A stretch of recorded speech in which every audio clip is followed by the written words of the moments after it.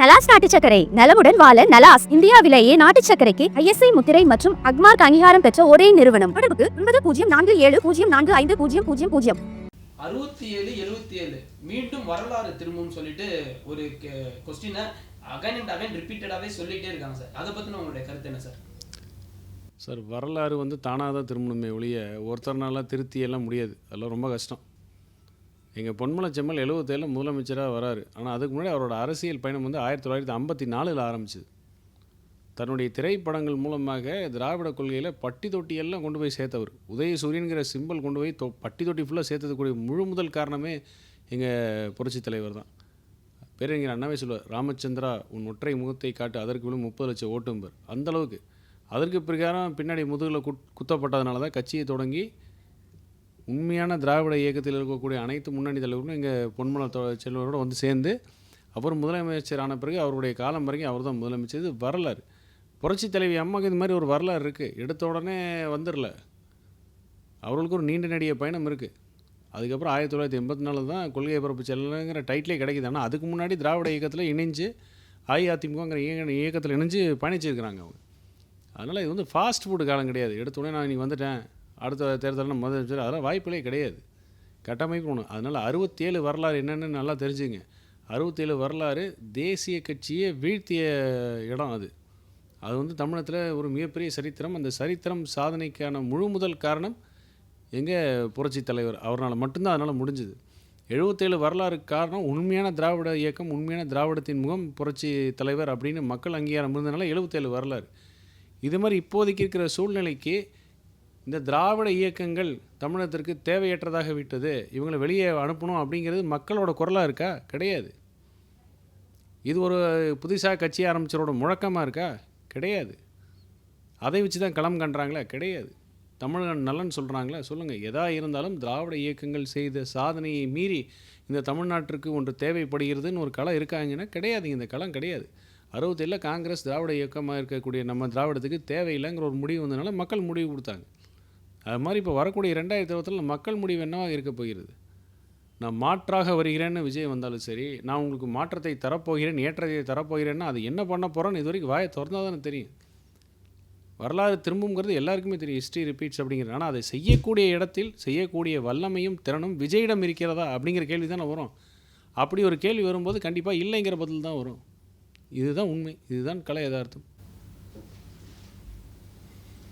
Sir, தமிழக வெற்றி கழக மாநாட்டில் நடிகர் விஜய் அவர்கள் அதிமுக வாக்கை குறி வச்சு எம்ஜிஆரை புகழ்கிறாங்க, செல்வி ஜெயலலிதா அம்மாவை புகழ்கிறாங்க. ஆனால் எடப்பாடி அவர்களை ஒன்றுமே சொல்லலை. எதனால சார்? உங்கள் வாக்கை அவங்க குறி வைக்கிறாங்களா? முக்கியமாக கேட்க வேண்டிய கேள்வி, கமல்ஹாசன் அரசியலுக்கு வரேன்னு சொன்னால் கூட எங்கள் புரட்சி தலைவர் படத்தை தான் போடுறாரு. விஜய் வரேன்னு சொன்னால் கூட எங்கள் பொன்மலை செம்மல் புரட்சி தலைவர் ஃபோட்டோ, அம்மா ஃபோட்டோ போடுறாரு. ஏன் கருணாநிதி ஃபோட்டோ யாருமே போட மாட்டேங்கிறாங்கிற கேள்வி தானே கேட்கணும். கடந்த கால தலைவர்கள் அவர்களோட புகைப்படத்தை வைத்து ஒருத்தர் புதுசாக அரசியல் களத்துக்கு காமிக்கிறார் அப்படின்னா அப்போ அதோட தேவையும் நோக்கமும் பலனும் எங்கிருந்து கிடைக்கிது? தமிழக அரசியல் களத்துக்கு வர விரும்புபவர்கள், ஆசைப்படுபவர்கள், முயற்சிப்பவர்கள் யாராக இருந்தாலும் எங்கள் பொன்மலை செம்மல் புரட்சி தலைவரோட படத்தையோ புரட்சி தலைவி அம்மாவோட படத்தையோ படம் இருக்கவே முடியாது. ஏன்னா அவங்க முகத்தை காமிச்சு இவங்க அரசியல் கலந்தால் தான் மக்களிடையே கூட ஒரு அங்கீகாரம் கிடைக்கிது. இவர் அரசியலுக்கு வந்திருக்காரு, அதனால தான் அரசியல் தலைவர் ஃபோட்டோவை போட்டிருக்காரு, இவர் நல்லாட்சி தருவாருங்கிற ஒரு நம்பிக்கையை தரணும்ல. அப்போ யார் அதை செஞ்சாங்களோ அவங்க ஃபோட்டோவை காமிச்சாருன்னா இவரும் அதை செய்ய போகிறாருங்கிற நம்பிக்கை மக்களுக்கு வரும். அதைத்தான் காமிச்சிருக்காரு. கேட்க வேண்டிய கேள்வி, விடை தெரிய வேண்டியது என்னென்னா, அடுத்த தடவை நீங்கள் நண்பர் விஜயை பார்த்தீங்கன்னா நீங்கள் ஏன் கருணாநிதி ஃபோட்டோ போடல அப்படின்னு மட்டும் கேளுங்க. சார், அவர் தொடர்ச்சியாக 5 முறை கோட் பண்ணுறாங்க எம்ஜிஆருடைய நேமை.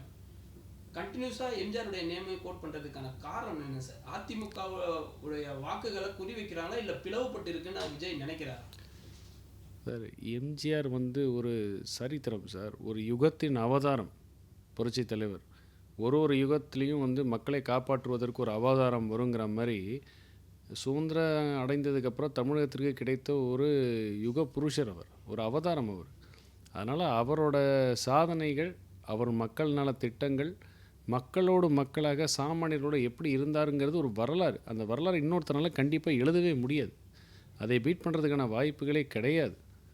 அதனால் ஒரு தவிர்க்க முடியாத ஒரு மிகப்பெரிய ஒரு வலிமை பொருந்திய ஒரு சாதனையாளர் எங்கள் புரட்சி தமிழர் அண்ணன் எடப்பாடியாருக்கு வழியில் இருக்கக்கூடிய எடப்பாடியார். அவர் முழு முதல் உந்துதலாக இருந்தது எங்கள் புரட்சி தலைவர். பிஜேபியும் அதிமுகவும் அவங்களுடைய கூட்டணி பொருந்தாத கூட்டணின்ட்டு சொல்றாரு சார். சார், கொள்கையின் அடிப்படையில் எந்த கூட்டணியும் கிடையாது. 2 கட்சி ஒரே மாதிரி கிடையாது. அது உலகம் அறிஞ்ச விஷயம்.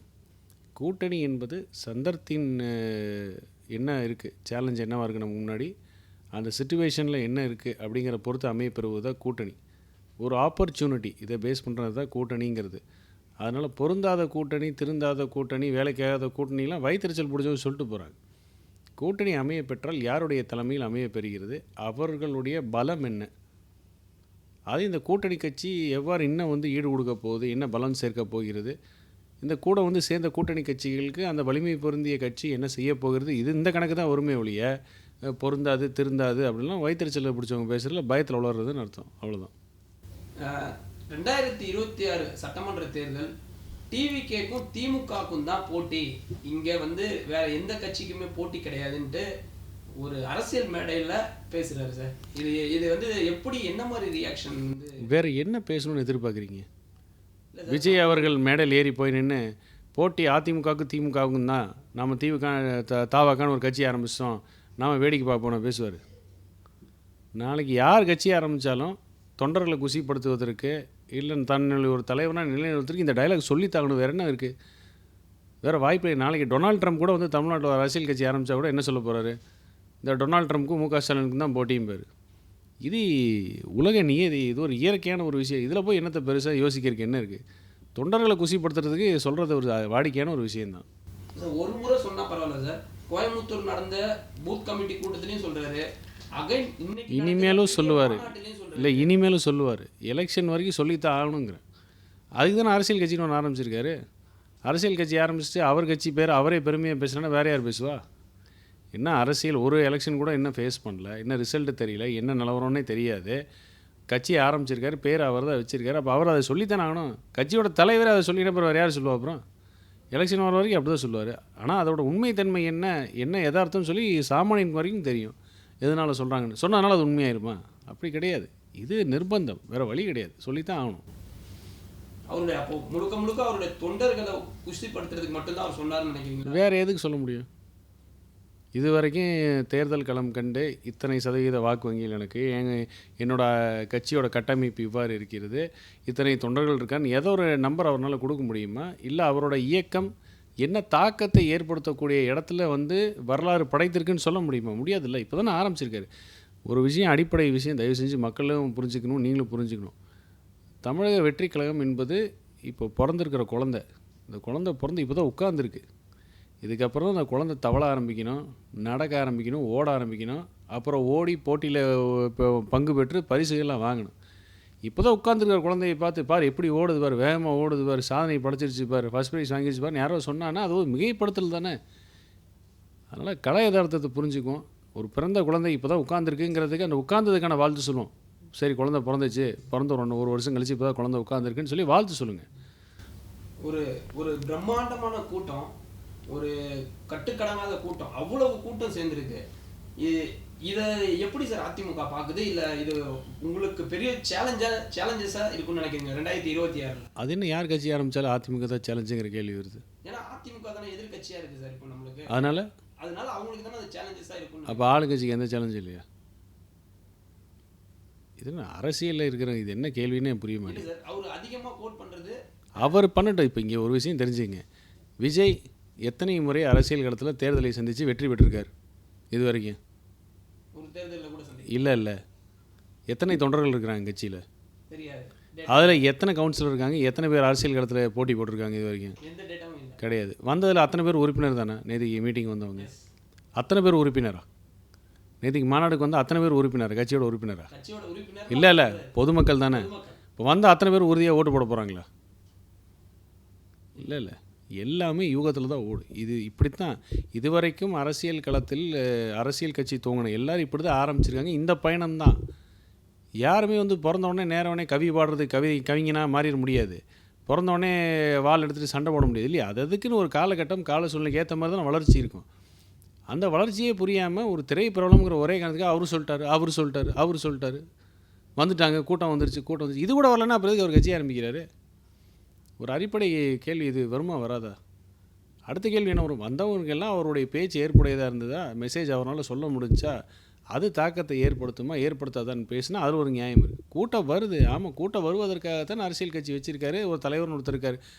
மரியாதைக்குரிய வடிவேல் அவர்களுக்கு வராது கூட்டமா 2011 தேர்தல் பிரச்சாரத்தில்? அவர் போய் அன்றைக்கி கோபாலபுரத்தில் கவுண்டி அன்றைக்கி போய் சொல்லலையா? 234 திமுக தான் ஜெயிக்க போகுதுன்னு சொல்லலையா? வடிவேல் அவர்களுக்கு வராது கூட்டமா? அதனால் இது ஒரு கூட்டம் வருகிறது, இவர் அரசியல் கட்சி ஆரம்பிச்சிட்டாரு, ஐயையோ என்ன நடக்க போகுதுன்னு ஒன்றும் நடக்காது. மக்கள் தான் எஜமானர்கள். மக்களுக்கு தெளிவாக என்ன பண்ணணுங்கிறது தெரியும். யாருக்கு எப்போ அங்கீகாரம் கொடுக்கணுங்கிறது மக்களுக்கு தெளிவாக தெரியும். அந்த அங்கீகாரம் கிடைக்க பெறும்போது அவர்களுடைய இடம் எந்த இடத்துல இருக்காங்கங்கிறது அடுத்த கட்ட நடவடிக்கை என்னங்கிறது அவங்க பேச போகிறாங்க. இதுக்கு நம்ம பதட்டப்படுறதுக்கோ வருத்தப்படுறதுக்கோ ஒன்றுமே கிடையாது. வாழ்த்து சொல்லுங்கள் அவருக்கு. இப்போ ஒரு கட்சி ஆரம்பிச்சிருக்காரு, ஒரு முயற்சி எடுக்கிறாரு, முயற்சிக்கு வாழ்த்துக்கள்னு சொல்லுங்கள். அதையும் தாண்டி அவர் வைக்கக்கூடிய விமர்சனங்களுக்கு எதிர்மறை விமர்சனங்கள் வரும். அதை எப்படி அவர் தாங்கக்கூடிய சக்தி அவர்கிட்ட இருக்கான்னு பாருங்கள். தாங்கக்கூடிய சக்தி அவங்க கட்சிக்காரங்களுக்கு இருக்கான்னு பாருங்கள். அப்புறம் அடுத்தது பேசுவோம்.